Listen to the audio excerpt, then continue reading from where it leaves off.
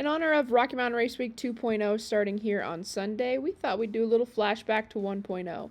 So here I'm going to show you a little glimpse of my adventures, Danae Bushcutter here, of being a co-pilot, and then we're going to hop on over to Michael and see some of the things that he got to repair while on our journey. So here, first things first, when we arrive at the starting track, we always have to go through tech. So we have to go through NHRA tech and DOT tech to make sure we're going to be all good for the week. To make Rocky Mountain Race Week possible, there is a whole list of sponsors that help this event go on, EDGE being one of them. And as a competitor, we have to display every single sponsor on our race vehicle. Right before we go racing on the first day, we have the driver's meeting and the Wicked Chick meeting.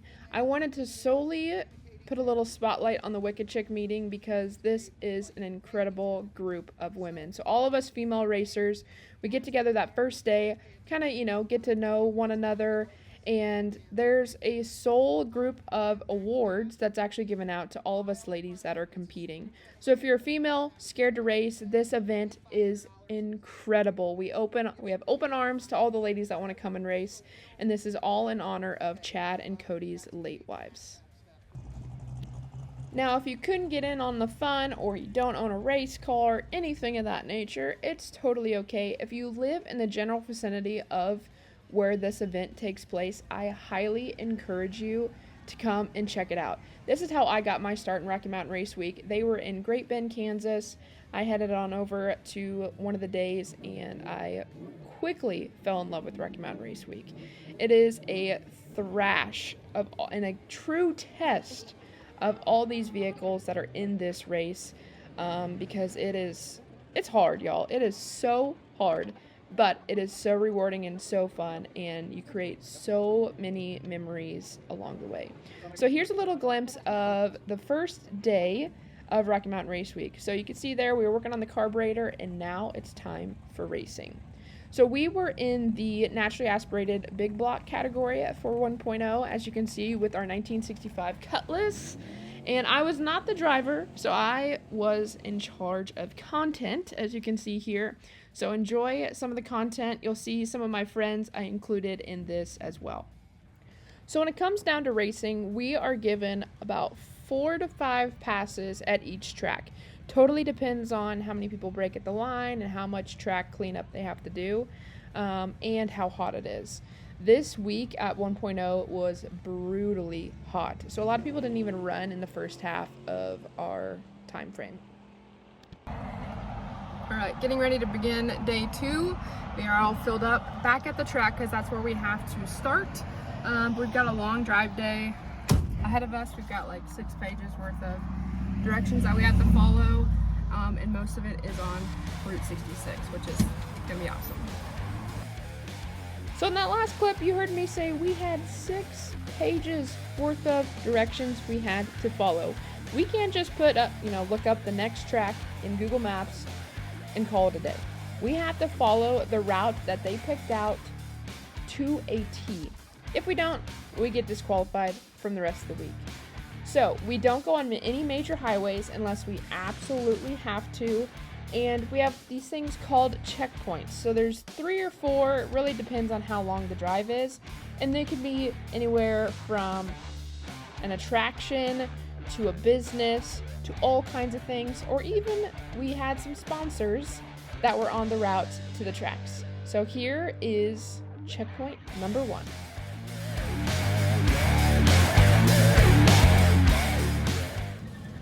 Checkpoint number 1, we're at the Red Fork Depot here on Route 66 in Tulsa. Still got like a bajillion more miles to go. It's a hot one. One of the requirements for checkpoints is you have to take a picture of your vehicle with the checkpoint. Then at the end of a race day, we turn in our time slips along with all the photos that we took at every single checkpoint.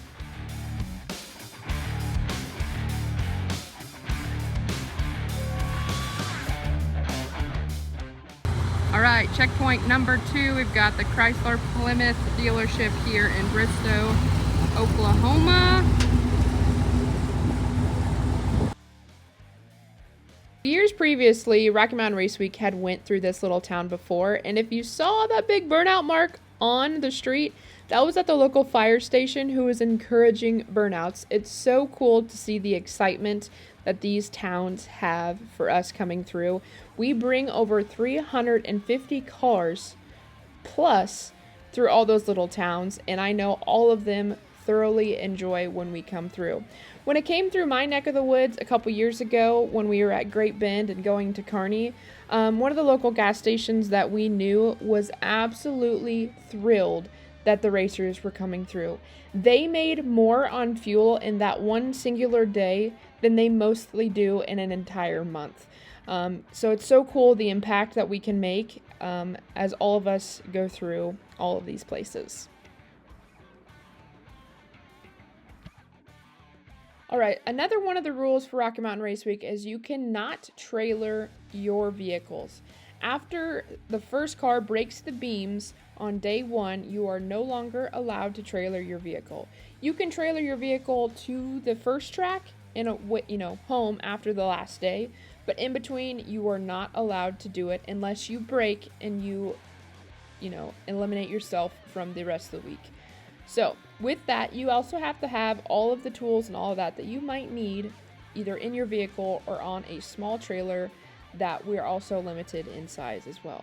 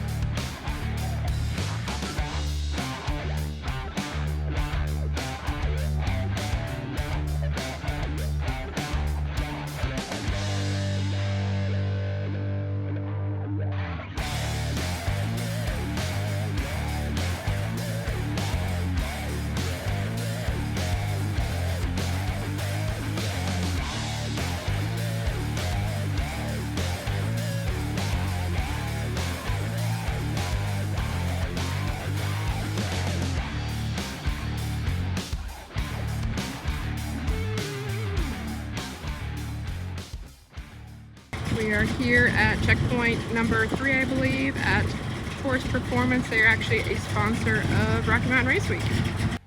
As I said previously, this was one of the longest drive days we have ever had, or at least it felt like it. So we were traveling with another couple, I like to call them our Race Week parents, in their 442, and we took a lot of breaks, hence all the stops that you might see on these time lapses. And it took us, I think, 12 or 14 hours to get to the next track. And this traffic that we had to go through in Dallas was stupid and kind of sketchy, not gonna lie, being in the vehicle that we were in. But we got her done.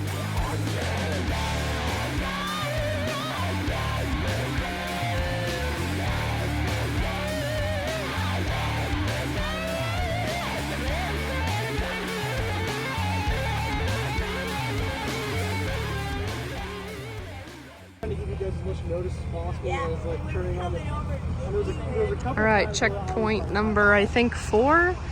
We are here at Yellow Belly Drag Strip. Pretty cool.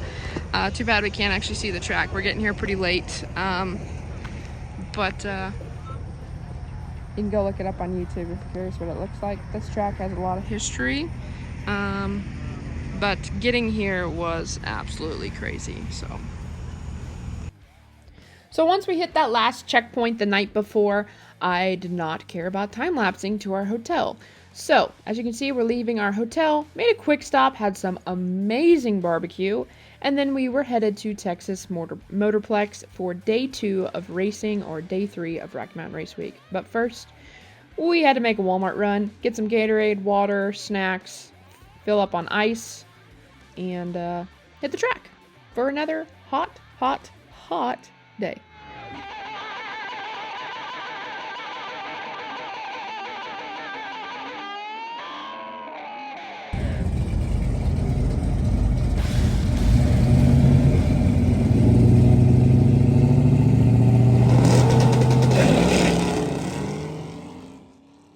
Alright, so there's a little recap of the first couple days of Rocky Mountain Race Week. Now we're going to go head on over and see how Michael's week went. Hey guys, Michael with Juggernaut Weld Fab. Sorry about the noise, but we're here on Rocky Mountain Race Week 1.0 in Tulsa, Oklahoma. We just got here, we're on day one, and we're slammed already. First job is going to be an aluminum fuel cell. It's got a crack. Oklahoma roads, this is casualty number one. So we're going to get after it. We're going to weld this up with a 4043 filler rod, but first we've got to get this cap cut off and get her cleaned up with a stainless steel wire wheel. And everybody's favorite, a little bit of brake clean. Oh no, you can't weld with brake clean. We do it all the time. All right, so we've got the fuel tank, we got the bracket cut off. We went ahead and sealed everything off. We've got some soapy water, Dawn dish soap and water. Put a little air pressure to it and found the leak. So now we'll get that all cleaned up, get it welded up, and get his bracket welded back on. My daughter Sierra and my son Braden, they're doing the prep work for me. They're gonna get this all cleaned up. We'll get it welded up. There we go. Yeah, these guys, I could not do race week without them. That's Sierra, and that's Braden covering his face.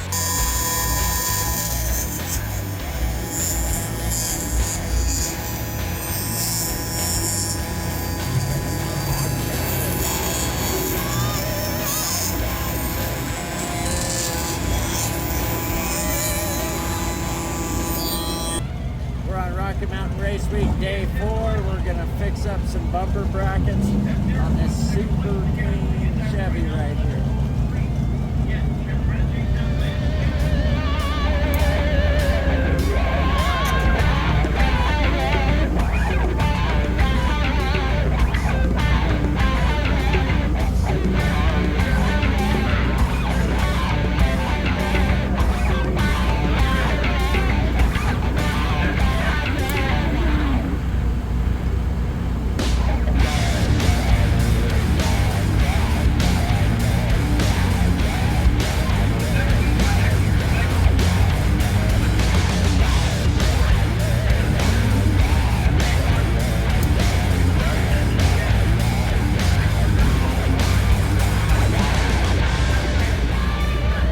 Last day of Rocky Mountain Race Week. We're here at Tulsa. We're going to go ahead and fix up this trailer for a friend of ours, Nick Ball. Sorry, there's a whole bunch of drag racing going on in the background. Yeah, we're fixing up this trailer for our buddy Nick Ball. He's got a CTSV, a badass CTSV that he's pulling this trailer with, and the trailer's falling apart on these shitty Oklahoma roads.